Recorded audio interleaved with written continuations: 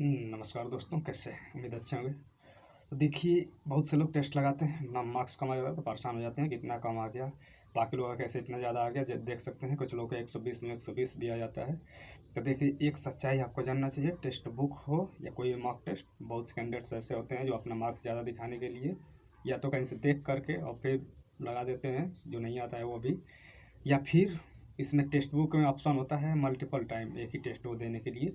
तो मान लेते हैं कि यदि एक बार दिया, उसका मार्क्स कम आया, फिर वो अपना वो देखा क्या गलत हुआ क्या नहीं, फिर दोबारा उसी टेस्ट को दिया किसी दिन, तो उसके मार्क्स जाहिर सी बात है वो फुल में फुल भी आ सकते हैं। तो ये होता है टेक्स्ट बुक का वास्तविकता। तो इसलिए आप किसी दूसरे का मार्क्स देख करके परेशान ना होइए, आप अपना देखिए कितना गलत किए हैं उसको देखिए, फिर उसमें जितने भी एनालिसिस करने के बाद आपको पता चलेगा कि कहाँ गलत हो रहा है, उस पर आप काम कीजिए। जो वीक सेक्शन है आपका उस पर काम करना है। मॉक टेस्ट का ये मतलब नहीं कि आपका कितना आ रहा है कितना नहीं आ रहा है। मॉक टेस्ट केवल इसलिए होता है कि आपका कौन सा सेक्शन जो है वीक है, उस पर आपको काम करने की आवश्यकता है। मॉक टेस्ट दे करके अब डरिए मत, और ना ही ज़्यादा खुश होइए किसी का ज़्यादा मार्क्स आ रहा है, क्योंकि मॉक टेस्ट में और रियल टेस्ट में अंतर होता है।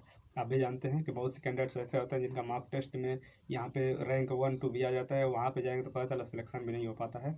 तो ये थोड़ा सा वास्तविकता आपको समझना चाहिए कि मॉक टेस्ट को केवल मॉक टेस्ट की तरह लीजिए।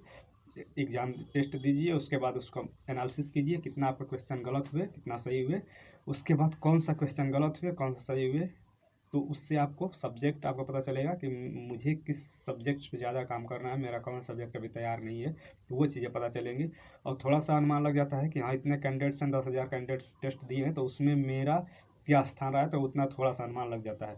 बाकी ओरिजिनल जो आपका एग्ज़ाम में होगा और यहाँ पे अंतर होता है। मॉक टेस्ट देने का एक फ़ायदा ये है कि आपका जो डर होता है थोड़ा सा वो कम होता जाता है। प्रैक्टिस करते करते जो आपका टाइम मैनेजमेंट धीरे धीरे अपने आप होने लगता है कि आपको इतने घंटे में इतना क्वेश्चन अटेम्प्ट करना है। वो भी आप थोड़ा सा एक चीज़ और ध्यान दीजिए, क्योंकि जो पीपीएससी टीआरई 4 होने वाला है तो वो होगा ऑफलाइन, जबकि मॉक टेस्ट आप दे रहे होंगे तो अगर टेक्स्ट बुक या फिर कोई भी लिए होंगे यूटेरिया या जहाँ से भी, तो ऑनलाइन दे रहे होंगे। तो उसको कोशिश कीजिए कि देखिए गोला रंगने में आपको 150 गोला रंगने में कम से कम तो 10 से 12 मिनट लग जाएगा। तो उससे अब उतना टाइम इसमें काट करके और तब लगाइएगा ऑनलाइन जो मॉक टेस्ट आप लगा रहे हैं तब।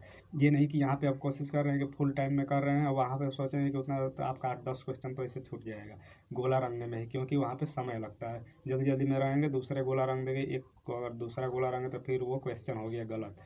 तो इसलिए कोशिश कीजिए कि आप 10 से 15 मिनट पहले टेस्ट ख़त्म कर कीजिए जो अभी ऑनलाइन आप दे रहे होंगे तो। बाकी यदि आप बहुत इससे घबराना नहीं है, मेरा खुद इसमें पता चला कि जैसे अभी मेरा एक्चुअल जो है 101 मार्क्स है, लेकिन जो टेस्ट में मेरा लगभग कभी 90 आ जाता था, कभी 85 आ जाता था, कभी 100 तक भी आ जाता था, लेकिन 100 पार नहीं हुआ था मॉक टेस्ट में। तो इस तरीके से समझ सकते हैं। मेरा वैसे सभी एग्ज़ाम है, मैं दूसरे एग्ज़ाम भी देता रहता हूँ, उसमें भी मेरा यही होता है कि मॉक टेस्ट में हो सकता है कि कम ही आता है, मतलब ज़्यादातर केस में तो मेरा यही होता है मॉक टेस्ट में कम आता है, लेकिन जो एक्चुअल एग्ज़ाम में होता है वो मेरा वहाँ ज़्यादा आ जाता है। जैसे मैं सीटेट की बात करूँ तो सीटेट में मेरा मॉक टेस्ट में देता था प्रीवियस ईयर क्वेश्चन के जितने थे, तो उसमें मेरा मतलब 95 96 100 तक आ जाता था। कभी कभी एक दो टेस्ट में मेरा 101 2 आ गया था। लेकिन जो एक्चुअल हुआ जब एग्ज़ाम में मैं गया तो उस समय मेरा पेपर 1 में 124 मार्क्स आ गया और पेपर 2 में 126 मार्क्स है सीटेट के। तो आप समझ सकते हैं कि मॉक टेस्ट केवल आप मॉक टेस्ट की तरह लीजिए और केवल प्रैक्टिस के लिए उसको कीजिए। बाकी ज़्यादा परेशान ना होइए। अगर कोई डाउट रह जाता है तो कमेंट कीजिएगा। मिलते हैं नेक्स्ट वीडियो में, तब तक के लिए देखते रहिए। धन्यवाद।